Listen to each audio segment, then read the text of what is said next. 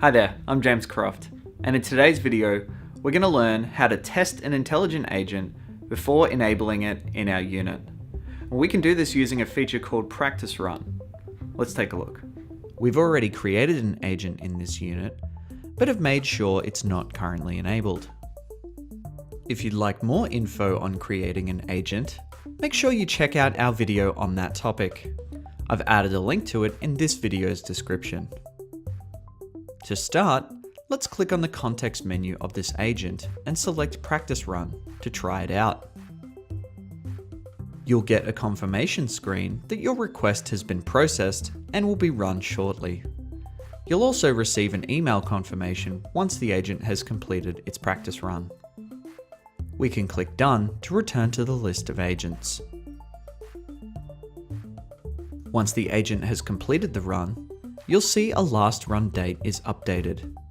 You can now click on the link to see which users were identified in your practice.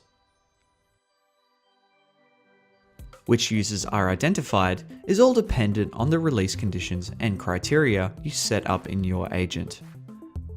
Based on the result of your practice run, you may wish to adjust or refine your agent's settings. If I'm happy with this agent, I can now enable it to run on my behalf. This works well for agents which you have set up to run on a regular schedule. Or, if I prefer, I can just run this agent manually right now.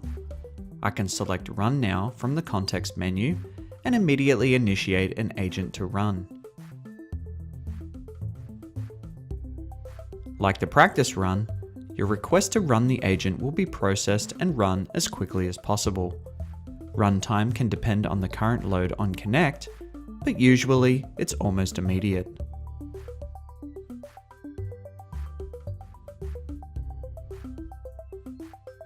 If needed, you can also view the history of an existing intelligent agent.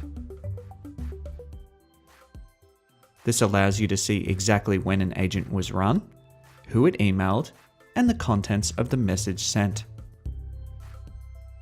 A practice run is a great way to double-check the criteria and conditions of your intelligent agent before it is sent out to students.